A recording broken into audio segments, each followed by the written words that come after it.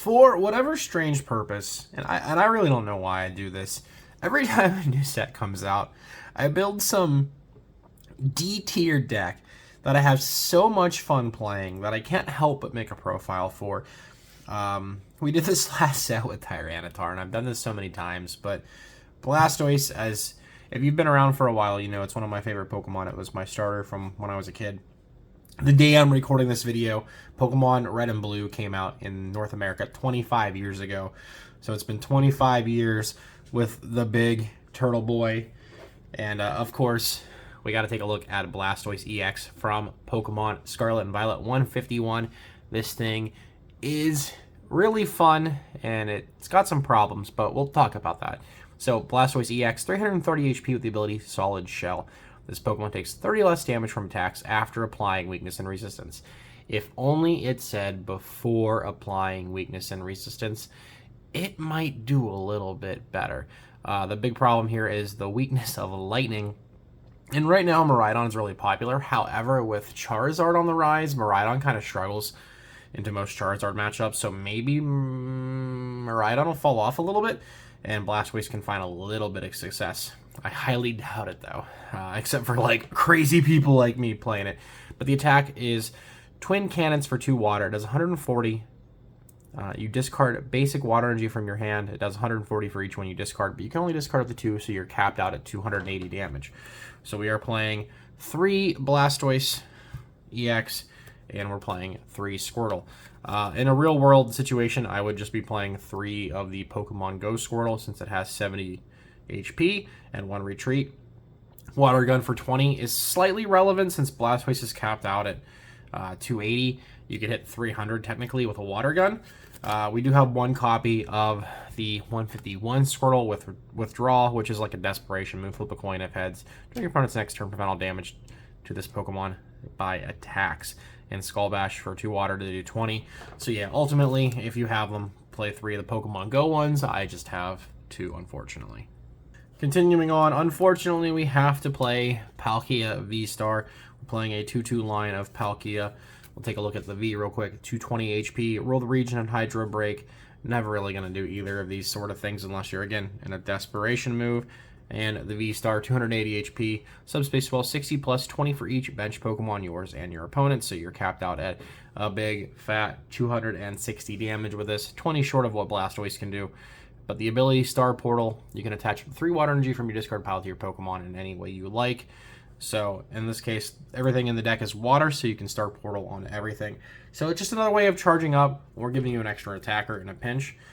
And the extra attacker sometimes can be Radiant Greninja, since Blastoise only needs 2 energy to attack. And we're going to have energy in the discard, because we'll get through the engine here shortly. It feels okay sometimes to be very aggressive early on if they don't have a mana fee to Star Portal onto Greninja and take 2 prizes and get ahead, or to set up damage to where Blastoise can finish off a KO, or Palkia can finish off a KO after Radiant Greninja's damage. But of course, Radiant Greninja with the concealed cards, discard and energy, draw 2 cards, and Moonlight Shuriken for 2 water and a colorless, which in this case 3 water. You just discard 2 to do 90 to 2 of your opponent's Pokemon. You can pick the active or the bench, or both benched, whatever. And again, Manaphy is the bane of its existence. And of course, we have to also play a Manaphy of ourselves to protect our Squirtle. Honestly, though, a Manaphy could probably be cut for another consistency card. Since we are playing Bibarel in here, and we're playing the 2-2 line, of course. Carefree Countenance, when it's on the bench, it's unaffected by damage from attacks, so it has like Wave Veil built into it. And a Bibarel, of course, for Dusters and Sizers. Once during your turn, you can draw until you have 5 cards in your hand. So we're playing a 2-2 line of the Beavers for the draw power there. And of course, that's it for the Pokemon. But where we're really kicking things off is we are using Pokestop. You can, either player can do this. Discard 3 cards from the top of their deck. Any items you find that way go into your hand. The rest just go to the bin.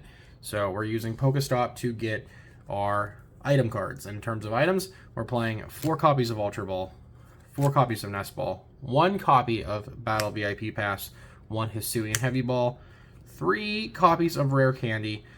To evolve up, we're playing 3 copies of Energy Retrieval to get energy out of the discard pile, so you want to, have them in hand to be able to use with Blastoise's Twin Cannons. And to round it out, we have 1 switch, because Blastoise has a chunky retreat cost of 3, And of course, Palkia and Bibarel have a retreat cost of 2.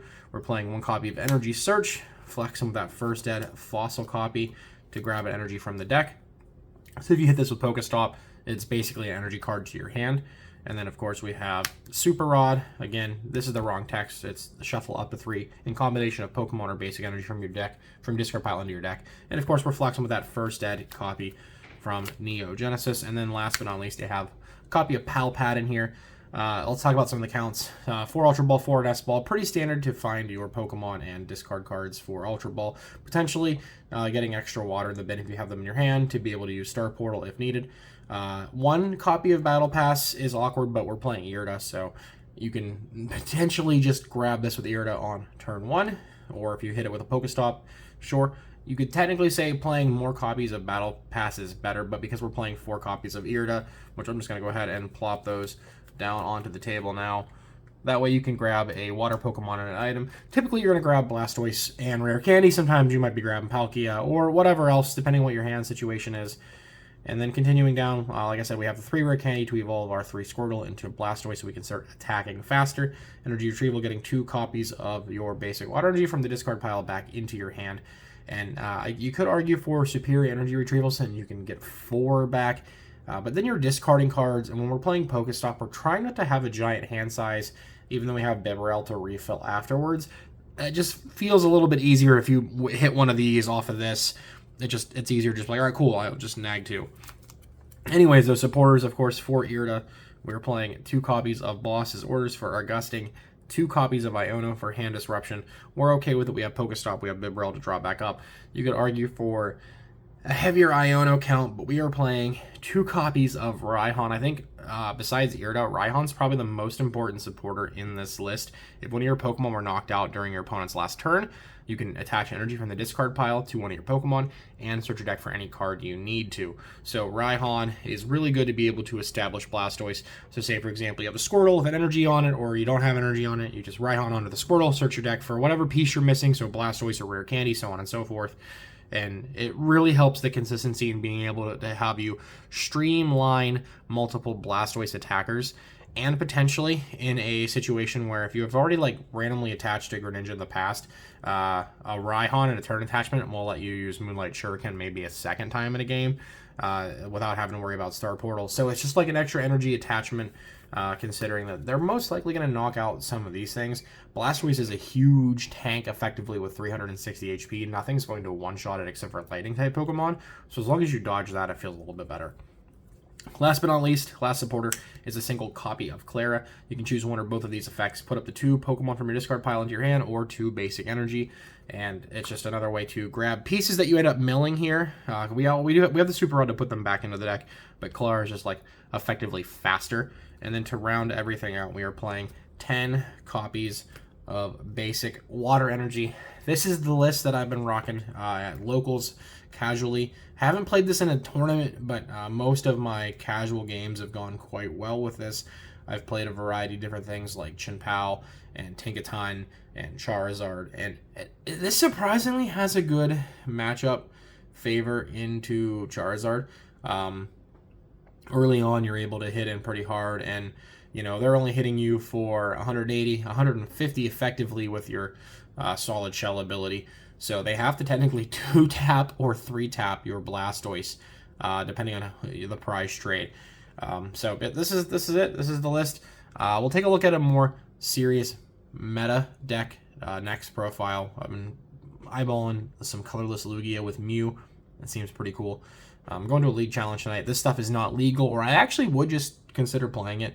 But this isn't illegal until the 6th of October. So if you're watching that after that, let me know how this goes for you at your locals, if you play this, or if you play this online on live on the ladder. Let me know. Of course, if you made it this far, please consider commenting down below. Let me know what you thought of the deck. And of course, subscribing to the channel for more Pokemon TCG content. And of course, smashing that like button really does mean a lot. It helps the algorithm out and lets YouTube know that, you know, hey, this is not garbage content. So hopefully people like it.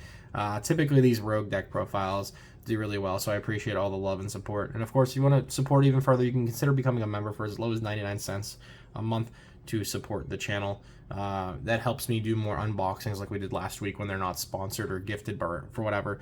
Helps me get cards like these to be able to build more decks to profile. And of course, if there's a deck profile that you have on the channel that you like from the past, let me know in the Discord. Don't forget to join the Discord server. Link always down below in the description. Come join the community, talk about decks. I've been variety streaming a little bit on Twitch, so if you want to see some like Roller Coaster Tycoon or Fortnite or whatever else, come hang out over on Twitch. I probably won't be streaming live on Twitch anymore, but I will definitely be playing some random stuff. I know Sonic Frontiers is getting its final DLC. I know at this point I'm rambling, so if you want to see me play some Sonic, I'll probably stream that this weekend over on Twitch. So all the links and everything down below in the description. I'll see y'all next time. Much love and peace out.